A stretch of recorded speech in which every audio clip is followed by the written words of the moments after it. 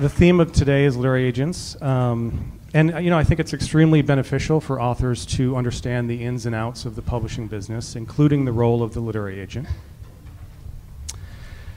But the writing comes first, right?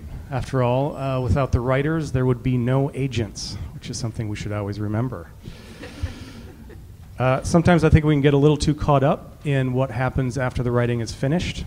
We want to win that writing contest, or we want to get published in a literary magazine, or acquire an agent, get a book published, that we can lose sight of why we're doing what we're doing in the first place.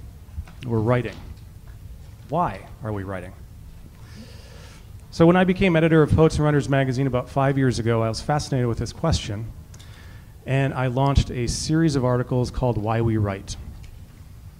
We've published 22 of these personal essays, the most recent of which, in the current issue, which you all have, is by a poet and writer named Wendy Brown Baez, who teaches a writing class at Stillwater Prison in Bayport, Minnesota.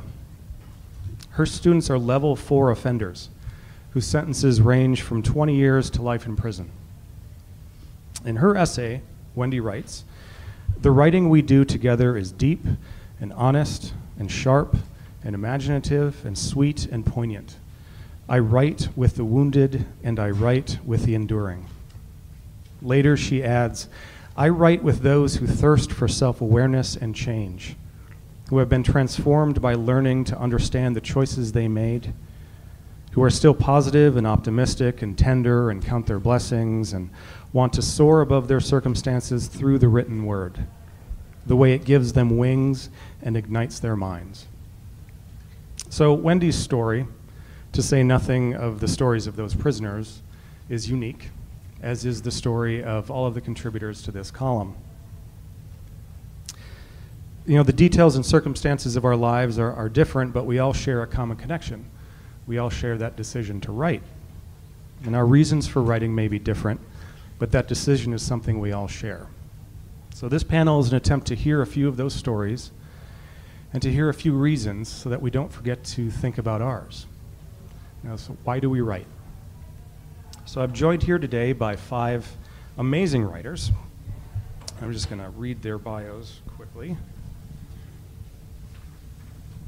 To my left, Edward Hirsch has published 8 books of poems, including Wild Gratitude, which won the National Book Critics Circle Award, The Living Fire, New and Selected Poems, which brings together 35 years of work, and Gabriel, a Poem, forthcoming from Knopf in September. He's also published 5 books of prose, among them How to Read a Poem and Fall in Love with Poetry and A Poet's Glossary. He's a Chancellor of the Academy of American Poets and holds 7 honorary degrees. He taught in the creative writing program at the University of Houston for 17 years, and he now serves as president of the John Simon Guggenheim Memorial Foundation. To his left is Tayari Jones.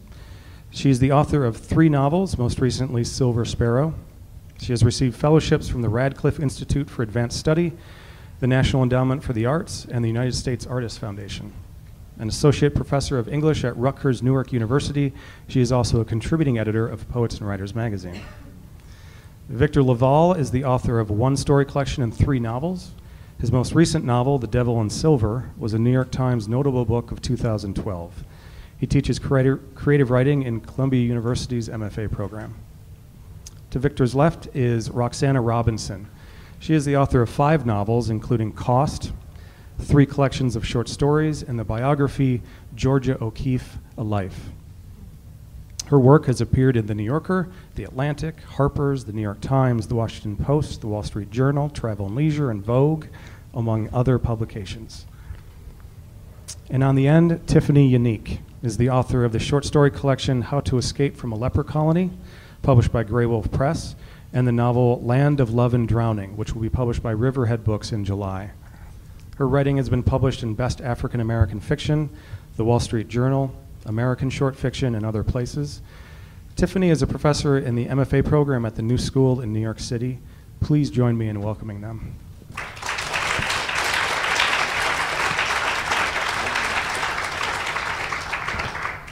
Okay, so to start, I guess let's just begin, and if you could just tell us, when did you start writing and why? Even before that, I'd like to say that as a disclaimer, why we say we write and why we write are not exactly the same thing, and that we often don't know why we write as a lifelong practice. We have some ideas, we have some inclinations, we have some feelings about it, but I'm not sure we're entirely accurate about why we need to do it. So that's just a disclaimer about this. But I myself began to write when I was in high school. I was overwhelmed by feelings that I couldn't understand. I was an emotional wreck. All my friends were jocks. I was a jock. But I had feelings that I just couldn't cope with, and I began to write poetry. Well, it's generous to call what I was writing poetry, but I was writing it down in lines, and I felt better when I did it. Girls liked it. That was very helpful. And I felt better when I did it. And it was a kind of, as I began to write poetry, I was most interested as a kind of report back to myself about my inner life. I didn't understand my feelings. I was overwhelmed by them. And when I wrote down what I felt better for reasons I don't quite understand. But I was not a poet. I was writing things in lines. And when I went to college, I went to Grinnell College in Iowa. I had a teacher. I brought my poems to her when I was a freshman, and I had a teacher named Carol Parsonen, and I showed her my poems, and she did something remarkable for me. She said to me, "You could be a poet. You have the passion, you have the intelligence, and you have the imagination, but what you're writing are not poems. They're just diary entries. You're not making anything, and you haven't joined what you've done to poetry in any way. You're just writing things down. And if you really want to become a poet, as you seem to want to be, you need to read poetry, and you need to try and mark your work by what you've read." And so I started reading poetry.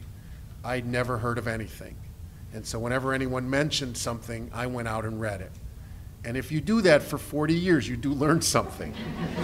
You do give yourself an education in poetry. And I began to imitate what I was reading.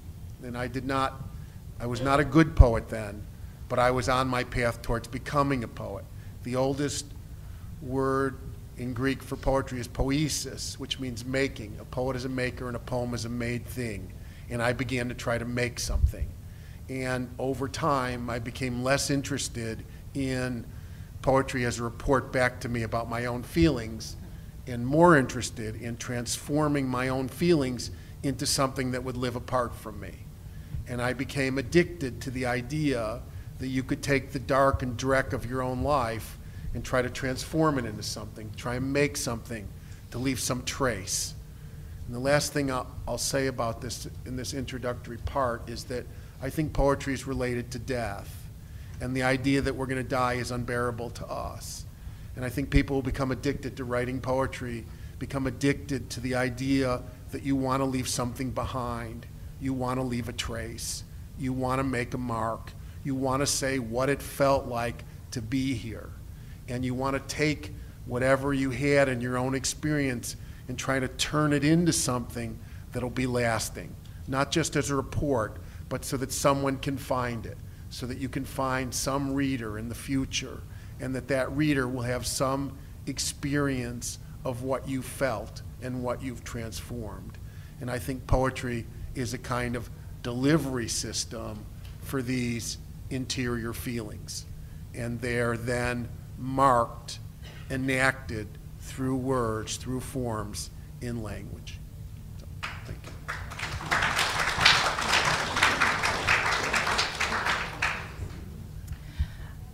Well, I started writing like a lot of young girls when I was a child, and I came to write. I like to write for the same reason that I like to read. You know, I just enjoyed stories, and I like writing stories, and I would pass them around to my little friends. It was something that I could do, and I enjoyed it. But I don't think that I ever thought I could be a writer. I didn't think even though I was constantly writing and sharing, I didn't think I had anything to say. And I think this was because of the time when I was raised in the 70s in Atlanta.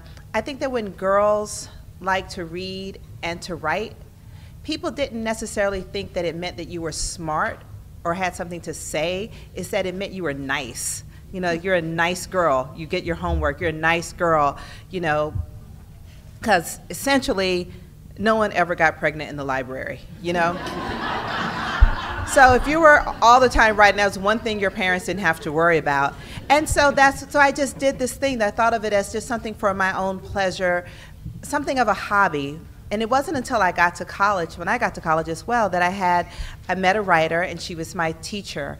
Her name was Pearl Clegg, and she told me that I could be a writer, but I had to learn to take myself seriously.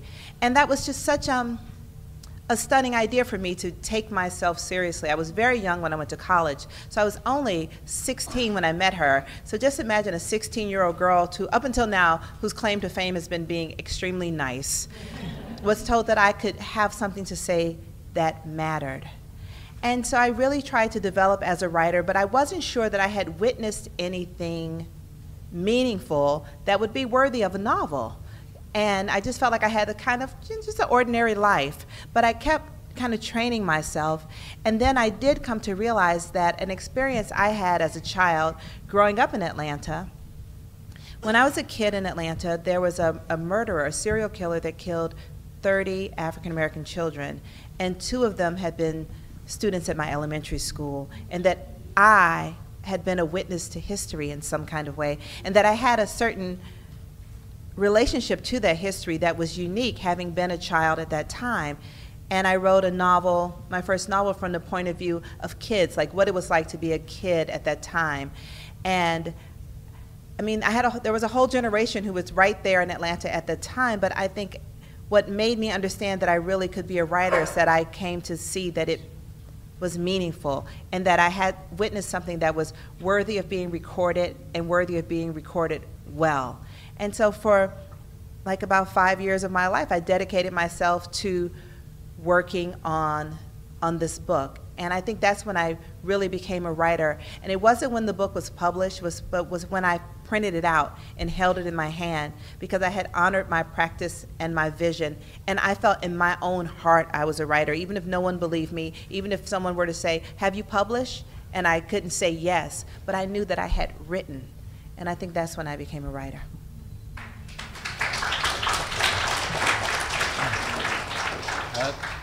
Well, I became a writer, I would say, because I grew up in a chaotic household here in Queens, New York. And in order to sort of shut out the family life that I had, I turned to books, but we weren't a very bookish house. We had the Bible and the Encyclopedia Britannica. So the only other place I could get books was at the supermarket or the pharmacy, so that meant I read mass market paperbacks, thrillers, horror novels, romances, things like that. In particular, horror novels, which seemed very similar in tone, at least, to the family I was living in. And the nice thing about them was that my mom, who was a conscientious mother, still, I mean, if you could buy it at the supermarket, it couldn't be that bad. And as a result, I could read horrible, horrible books like Pet Sematary by Stephen King about murdering children and them coming back to life. And I was riveted and I loved it. And so I started, as I was reading those things, I started to feel like, and I devoured them, I started to feel like I could do this myself. I started writing little horror stories too.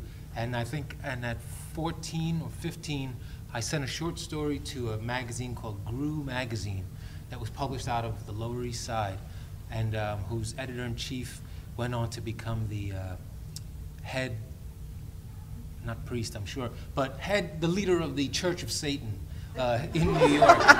Very, very interesting path that she went on, you know. But before that, she rejected the short story that I wrote. But what was amazing about the rejection, this magazine, this tiny little magazine, had this incredible rejection form, this checklist that had things like characterization, and it could say weak, strong, whatever, language, plot, and it was a whole page worth. And they basically were setting out for you, here are all the aspects of writing that you need to understand, and master if you're going to write a story that could be published in Grew. And at the very bottom she wrote, this is an auspicious start for such a young writer. I hope you'll send us more. And quite frankly, nobody needed to tell me I was a writer after that, because Peggy Nadramia from Groove Magazine said I was an auspicious writer. I mean, it was an auspicious start. And I promptly put that away and became a high school student and forgot about it entirely. But I do think that that was the beginning of me becoming a writer. I just wrote it and sent it out there. And even in the rejection, there was a kind of respect. And that meant a lot to me.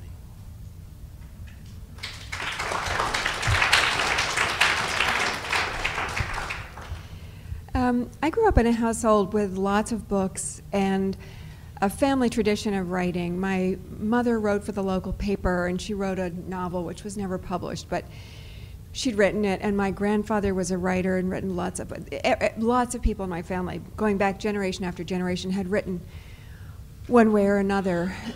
So it seemed like something that was in the air, and it was completely possible. But for that very reason, just the way families work, it did not seem really as though it was something that I wanted to embrace. But it was part of my life. So it was like living in two worlds. I had this thing that I did. I wrote, and like everybody else, everybody starts writing at the same time. We all start writing at the age of 6. It's just that writers keep going later. So I started writing at the age of 6, and I loved stories, and I loved horses. I read every horse book in the school library. My father was the headmaster of the school I went to, and so everybody else would leave at 3 o'clock, and I would stay until 5 when my father left, and the intervening time I would spend in the library alone reading, and I read every single horse book and every single dog book, and then I started working my way through the rest of the books. But then when I got, and my teachers would always say, oh, you should write, you should write. So, but because my father was a teacher, that wasn't really something I wanted to hear. I didn't want to hear anything from teachers, actually. Then I went to college. I studied with Bernard Malamud, who's my advisor, actually. So immediately I dropped out of college and left that situation, which was too easy, too auspicious. And then came to New York, and it was kind of like wanting to sneeze, and just I couldn't quite get started. I knew writing was somewhere in my world, and I couldn't reach it. And I got other jobs. I sold belts at Bendel's. I worked in the art world.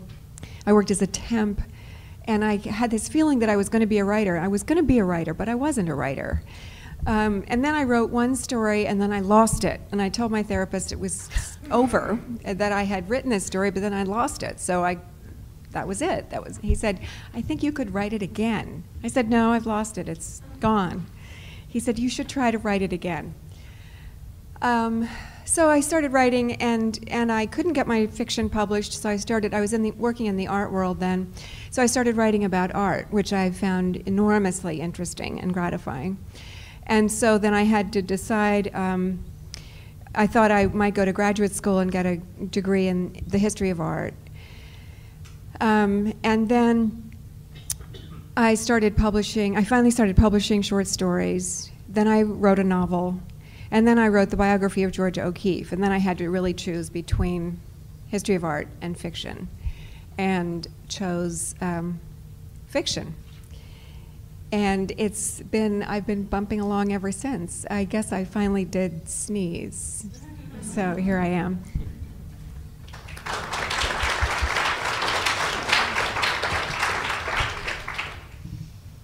Hi.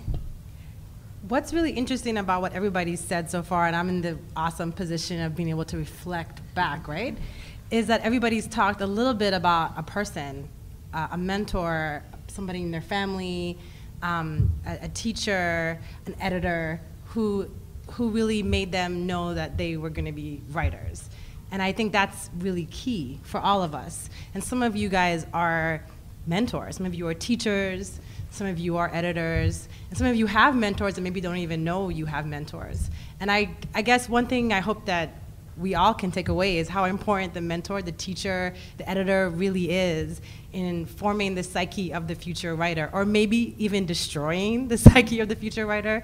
I'm sure there's many bad teachers who have made it harder for some of us to become writers. In my own situation, I did have a teacher in 5th grade who pulled me up in front of the class and had me read a story I'd written, and told me that it was good. And before that, I didn't know it was any good. But I think for me, the place or in the time when I really felt like I could become a writer in a way that was professional or serious was when I was about 14. My grandmother raised me. My mother did not raise me. She lived in the States, and I lived in the Virgin Islands in a little island called St. Thomas. And I didn't really know my mother at all growing up. She sent back money to help support me and send me to decent schools and stuff like that.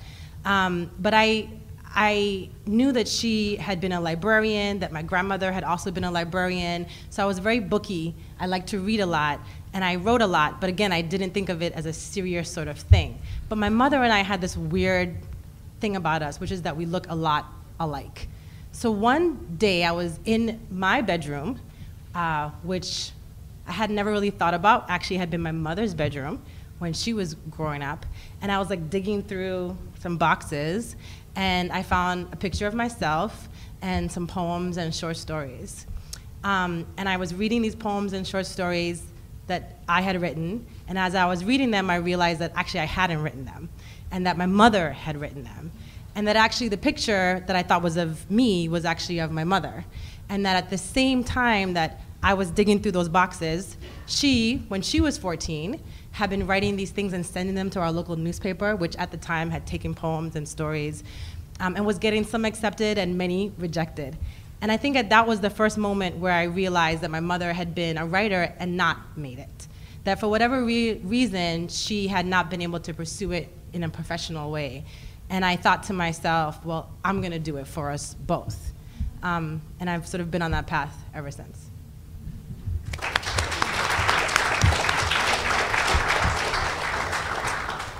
Okay, so we've heard a little bit about sort of the big picture, why we write. But I'm interested in sort of the more sort of kind of narrowing the focus a little bit, and I'm wondering if you could all talk a little bit about sort of how you get going on the next new thing. Like, do you start writing with a goal in mind, or I imagine if you're in the middle of a novel or a story that's continuing that novel or story, but and Edward, maybe this is a good place for you to start, like the next new poem. Like, how does it start for you? I was once doing a Q&A with the novelist Jane Smiley, sort of like this, and someone asked her if she wrote poetry, and she said, "No, I don't want to live like that." I thought that was very revealing. She said, "I get an idea and it lasts me for 2 years." So this, I saw what she meant, which is if you're a lyric poet, as I am, and you tend to write one poem at a time, then you're always starting again. And what she meant was it takes tremendous emotional intensity to write poetry, and so she just didn't want to live like that. And I get that point, but it depends on your temperament. And I think that why I write poetry and why I write prose are different. I write prose as a kind of service industry to poetry because I can't stand the way other people write about it, and I think I can do better, and I think that you can bring something about poetry to general readers who want poetry but find a big barrier in reading it. That's different than writing poetry, which comes out of your inner life. And I think sometimes for the individual poem, sometimes there are things that you just, well, let me put it this way. There are 2 reasons you can't write a poem. 1, you're just not ready to emotionally deal with it. 2, you just don't have the chops. So that you just don't have the skill to figure out, to enact this particular subject matter, find a way to write about it. Or you're just not ready to deal with it. So I find that the next poem I can write it when I'm ready to face something, when something's at stake emotionally, you have some experience you want to dramatize or write about, and you have a formal idea. You have some sense of how to do it. And when those 2 things come together, they can start on either way. You can have a formal idea, and then something will kick in emotionally, or you can have an emotional experience that you want to write about, something in your life, or something that strikes you, or something you've read, and you try it, and then you find the form for it. And when that comes together, you've got something you can live with. How long will you wait for that to come? How long will you stare at that screen if you have an idea? Do you know what I mean? Like, will you? Do you really push it, or do you? Randall Jarrell said that a poet is someone who stands out in the rain, and a good poet is someone who gets hit by lightning 6 times, and a great poet is someone who gets hit by lightning 12 times. But the moral of the story is you got to stand in the rain. So you got to go to work. I mean, you can't just walk around the city waiting for inspiration to strike you. So you have to sit down in poetry as in everything else, and you have to read, and you have to go to work. And you sometimes you try and push it, and it just won't work, and so you go and do something else. But you got to give it a try, and you got to stay with it. And if it's just not working, then you try something else. And sometimes you just abandon your project because it's just not working. And sometimes something strikes you as better than what you've done before, and so you try and follow it. And you follow the thing that's more interesting to see where it will lead you, and sometimes you get stuck and sometimes you don't. And it's really a thrill when it starts to unfold for you and you begin to ride with it. How about you, Tayari? Well, when I've just finished a novel, like I finished a novel, I've turned it into my editor and it's all done, I am one lonely person. Because by the time I get to the end of a novel, I've lived with these characters for a couple years. I feel like they're my friends. You know, I'm always thinking about what they're doing, what's going to happen to them. And when I finish a novel, it's like they're gone. It's like they've moved away. I don't think about them anymore, and I'm lonely for a project. And I am a creatively dangerous person when that happens because I need another book to write. I needed something else to think about.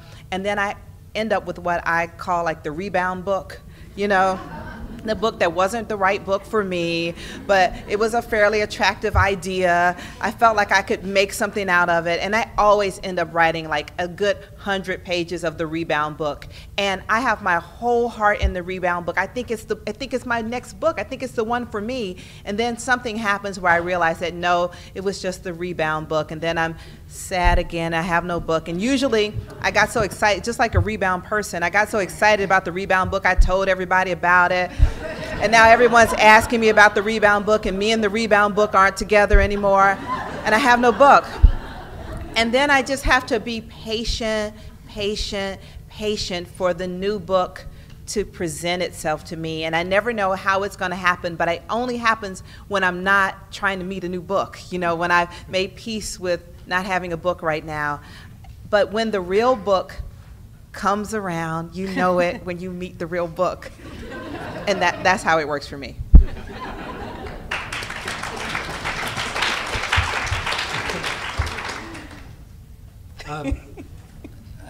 Following the rebound, let me see. I would say maybe to take it from another angle is maybe how do I let go of the failed. Similarly, maybe the idea like letting go. Sometimes what I find is, well, I had a student a couple of years ago. I teach creative writing, and he was working on this massive book. We didn't get to see that much of it, but he was explaining it's going to be 800 pages, 900 pages when it's done, and it was intricately plotted and all this stuff. And we had a hard year because there was a certain degree that I had to say, like, this is not ready in any way, or this is not thought through in any way. We need to take this apart entirely and either rebuild it or accept that this is not a thing that can be built, do you know? And then he said this amazing thing to me at the end of the year. He just said, like, I'm committed, I'm gonna give this like another 3 months, and then if it doesn't feel like it's turning into a book, then I'm just gonna have learned everything I could learn this time and then start the next book. And I marveled at that because I've had experiences myself, other friends who are writers, and certainly students who will grind at a book for 10 years, 15 years. Students who will come in and say, I've been working on this story for 20 years, and I just can't get it right. And it's the hard thing of sort of trying to figure out, okay, if it's been 5, 10, 15, 20 years, maybe this story is not going to get written for some reason, yeah? Either one, because it's not very good, and even you know it, or two, it's because there's, well, one, it's just not very good and you know it, and so you just gotta accept it. But for me, I find sometimes the ones that keep lingering, even though I can't seem to write them and stay interested in them, is I have to sort of sit down, read it again, and say, this stinks, right? The thing I'm writing is not actually good. But there's something in here, there's some germ in here that keeps me coming back to it, And usually when I think of it that way, what I often discover is like 50 pages in, there's a character who appears. Or 100 pages in, there's like a scene that I love. And I finally realize that's actually the thing I want to write, or I need to start with. And then I have to jettison the 100 pages, or sometimes 250 pages, and just throw it away. And I start with that scene, and it goes in a totally different direction. And it's a direction I don't want to go, I realize, because on some level, I don't actually want to write about the thing I need to write about. That's why I've been spinning my wheels for 5 years on this book, because I want to avoid writing about the hard thing. But the hard thing is in there, and I have to kind of pull that out. And usually if I go through all that extraction, I come out with something, that's when I say, okay, that's now this is the story or the book I have to write. And if I'm scared to get to it, then I feel like then it must be right.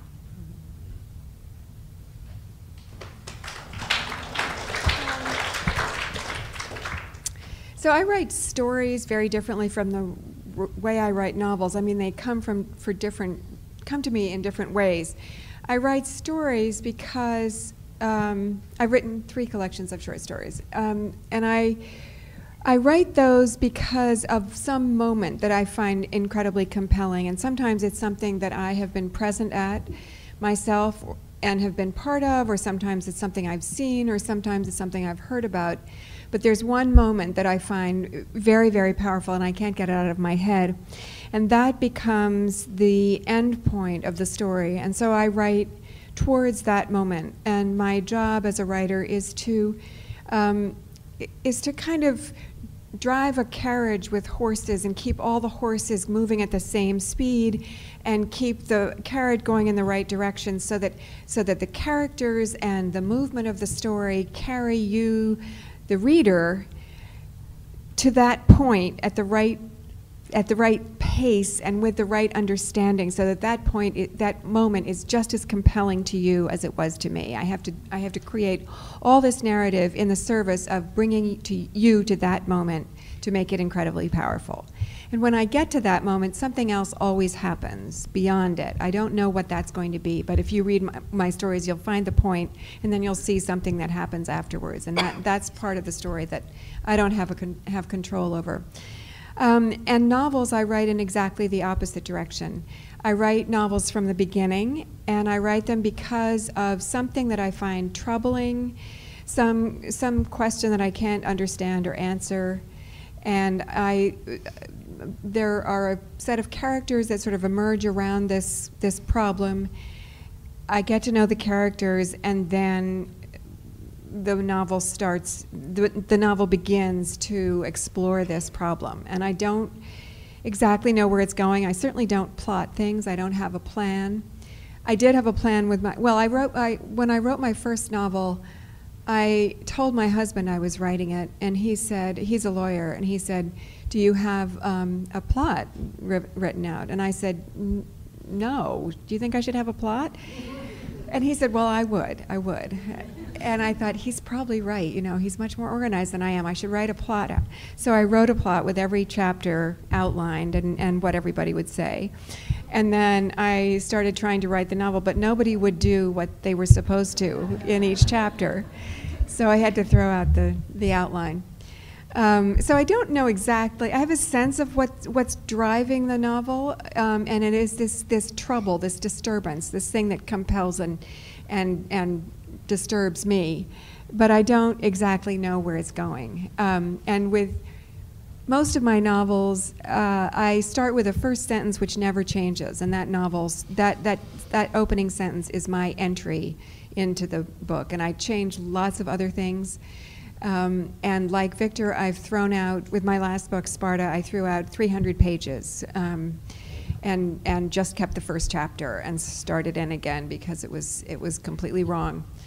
But the first chapter and the first paragraph remain the same because that's the way that I can enter the novel. Everything else gets changed over and over and over And because I start each chapter when I open a file on my computer, I start in again from the first sentence. So each sentence, the first chapter, the first paragraph in each chapter has probably been rewritten 70 or 80 times, 100 times. And then as you get more towards the end of the chapter, it's been rewritten fewer times because each time I go in, I can go further. But that's the way I enter. Disturbance for a novel and for a moment that strikes me at the end for a story.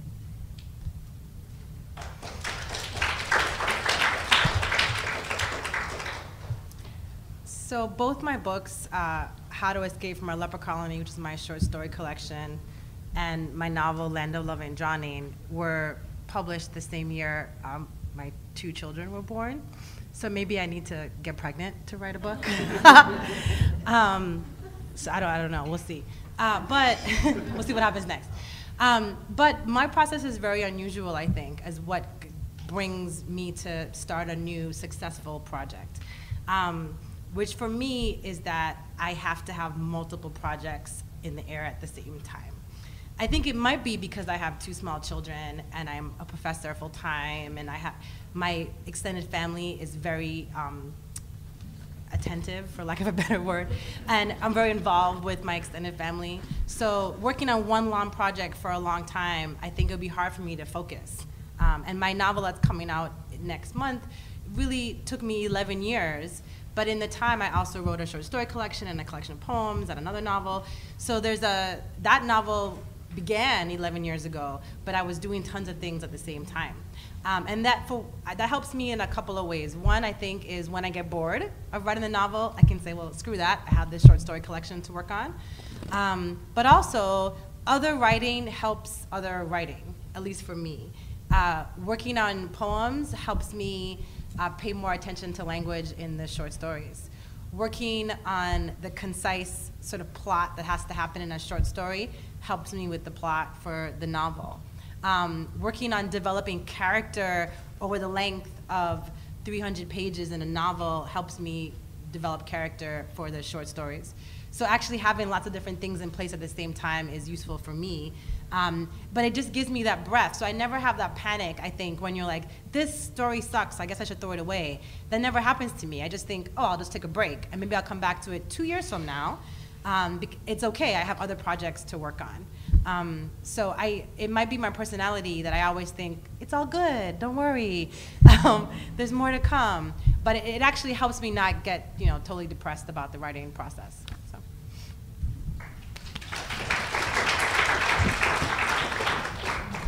So now all of you have books, many books up here. I'm wondering, do you remember a change in the way you approached writing,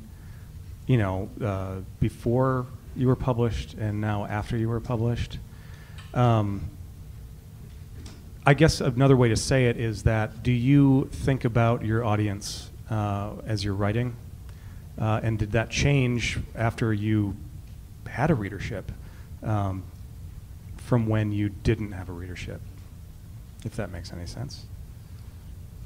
Well, that sounds like it would be really sad if that is what happened. Yeah. I mean, I guess we're all going to speak, and then somebody's going to disagree with me, and I'm going to sound like an idiot. But I think, I hope that my writing doesn't change because I want to, I don't think you're saying this, but I'll say it, that because I want to sell more books or something, or because I'm concerned too much about what 1 or 2 readers have said in response. I mean, for me, I think, bless you, save you. I think for me, my writing changed when my grandmother passed away, because she was my audience, and I always thought I'm gonna write to her as a gift for her, like as a thank you.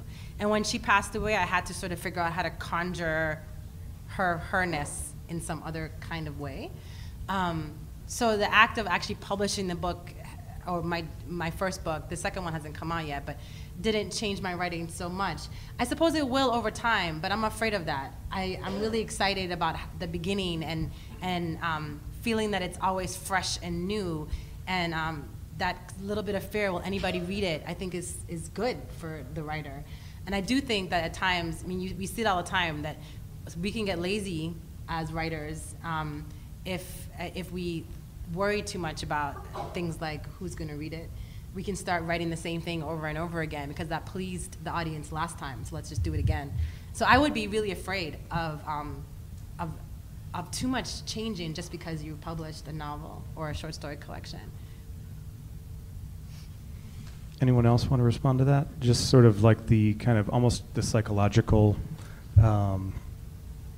experience of being a writer? I would say that it's hard. I mean, it is hard not to be shaped by your experiences along the way. I feel like one of the struggles that I have is shutting out all those voices in my head when I try to write. I mean, I wrote my first book from a completely innocent place because I didn't believe anyone would ever read it, and I just wrote it in a way that pleased me. But when I was writing my third book, it was rejected all over town because I hadn't had strong enough sales and no one wanted to take me on, and I was told it was never going to be published even if I finished it. And I got back to that innocent place where I wrote a book thinking it would never be published, and I felt like I wrote my strongest book, and I was able to, I had a happy ending, the whole nine on that, but I was only able to write it once. I felt like once I had been like devastated by life and stripped all the way down to having nothing to write again. And now I'm working on another novel, and I don't want to have to be devastated to get into a pure frame of mind. So I've been doing a lot of kind of meditation work on clearing my head and remembering why I do what I do and shutting out the voices. I try not to consume too many writing, except for Poets and Writers, I read that religiously, but not read too much stuff about the business and the industry. I find like knowing what other people are making a lot of money for writing is not good for me as I try to write what I'm writing. So I just try to shut out details. I try not to talk to my agent while I'm working. I try to just listen to myself, but it's tricky. I mean, life is loud, and it's really a challenge to shut it out. How about the rest of you? Do you read a lot of other authors' work when you're working on your own book? I find, I think when I was younger, I used to think that, no, I shouldn't read anything that might even remotely seem like what I'm working on. Either the writer is sort of like me or the story is sort of like me.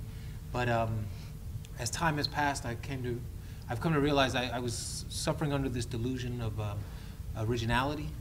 Like you have to be so original that I'll make up everything, even the alphabet, kind of.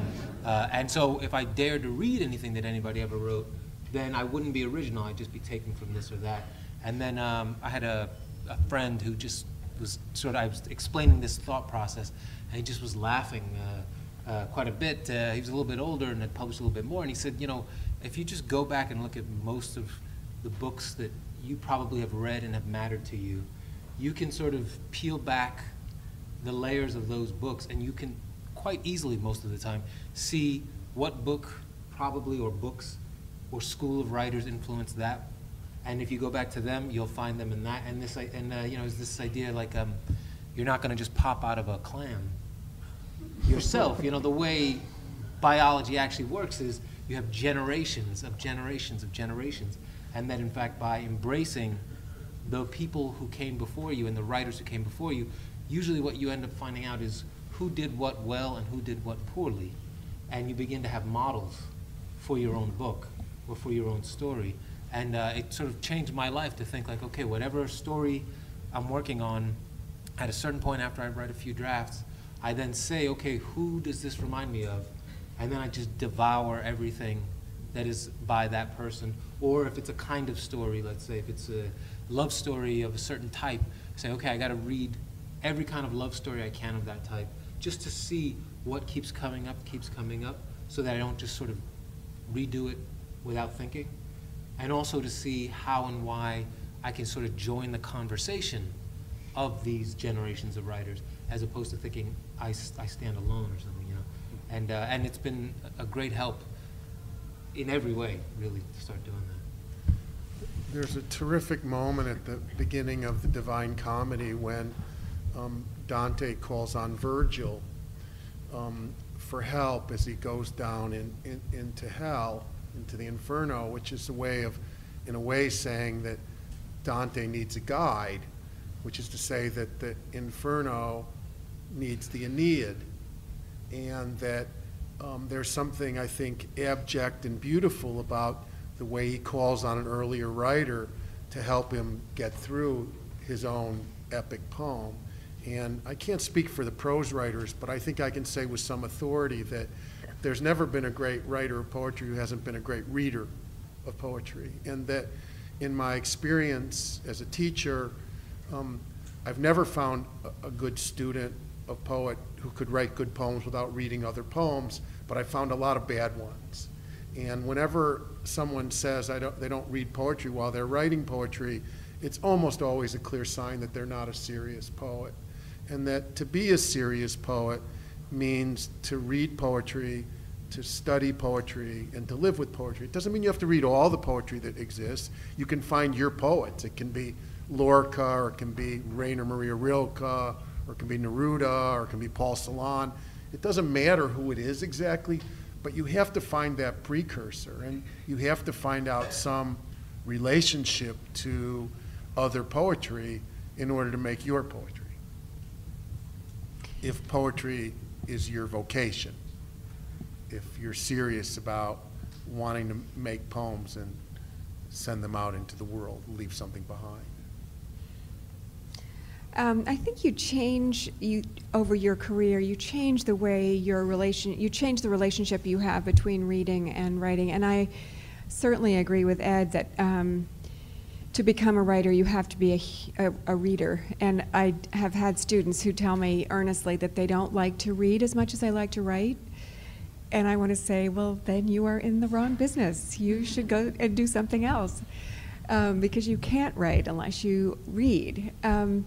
So when I was starting out, I read everything I could find. I wanted to know all the new writers and who was doing what and who was respected and admired.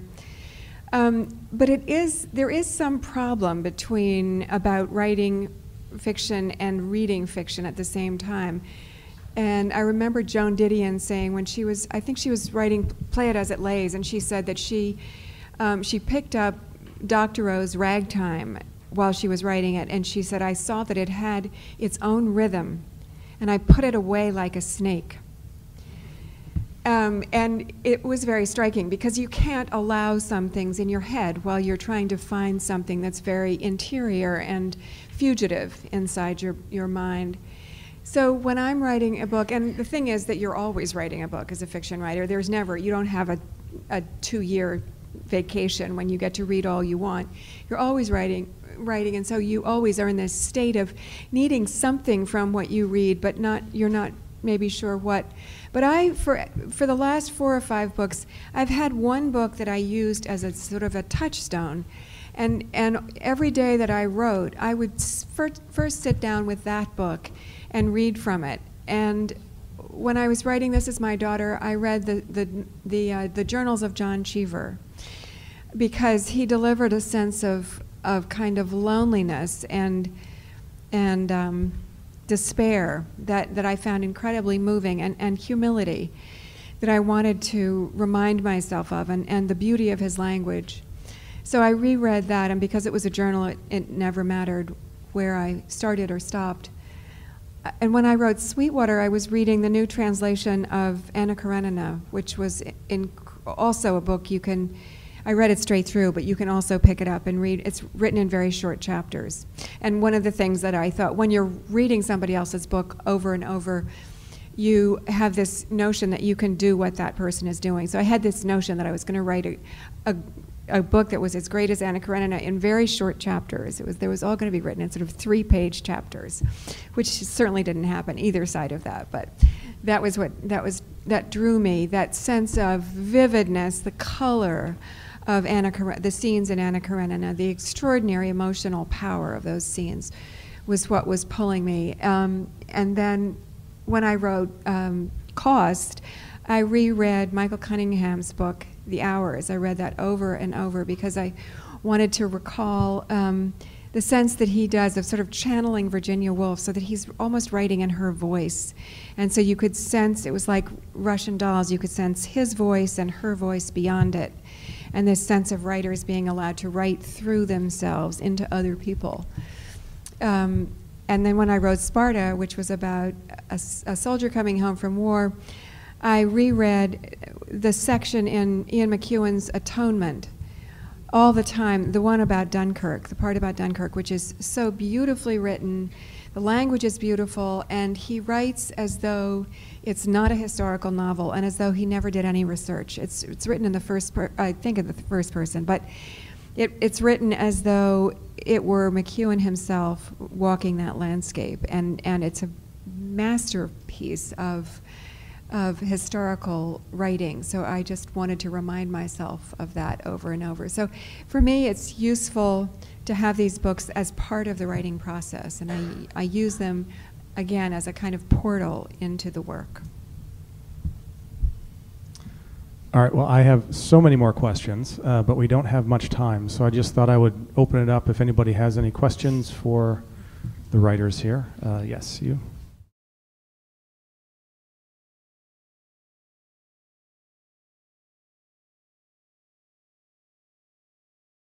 For me, the title always comes last. I don't have a title until I've finished it. I usually call the book by the name of one of the characters. It comes at the end, and I actually don't like my titles to be provocative, or I want them to be a little bit mysterious and ambiguous, but I don't want them to jump out and grab you in the supermarket line. Victor has the best titles, the very best titles. Victor, right here. Give us some. Take it away. But I steal them. So maybe that's my first book was called, the title that people always give me help for is, my first book of stories was called Slapboxing with Jesus. And nobody ever forgets that title if they see it. But it's not mine. I took it from it's a line from a Wu-Tang Clan song. So you know what I mean? Like on some level, I would say it's almost an impossible question, I think, right? In a way, I would sort of turn it back and say, it's almost like you have to figure out which titles have resonated most with you. What you're asking is almost like a taste question, right? Like, so the taste of your book should determine the title. There are titles that are really, really provocative. Pardon me for cursing, but there's a book that came out 20 years ago called The Fuck Up, I think it was called. You figure like, okay, that's pretty. And it still went out of print and took a while to become an underground classic, maybe, blah, blah, blah. And then there's books that in the end, The Great Gatsby, it's only a great title because The Great Gatsby turned out to be a great book. The Great Gatsby, otherwise you say, okay, what about the great someone else? I think the most important thing is that a title for a book means one thing before you read it and then something else after you've read it. And that once you've read it, that title feels like inevitably has to have been the title. And I think when you feel that sense that this is the book had to have this title, then it seems right. And when you get done with the book and you forget the title, or the title seems like it's still random, then it's not the right title for the book. You know, I think as just a sort of teacherly thing, I think you should think about a title, maybe all of us, as the first line to your book. You know, the way that you might think of what's the first line of my novel or of my poem or of my essay collection or whatever, that actually the first line is actually the title. And if you think about it that way, then it is about taste, like Victor was saying, but you're also honoring your project, right? You're giving us, the reader, the potential reader, a sense of what your book is actually going to be about, so then the right person will pick it up, right? Not the wrong person and then put it back on the shelf, but the right person who is interested in that language that you put into your title, interested in the subject that you put into your title, interested in all the different kinds of things that are embedded in your title that hopefully are also embedded in your book.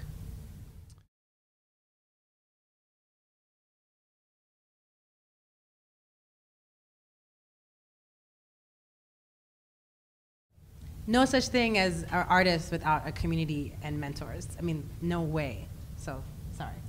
I had no community and no mentors.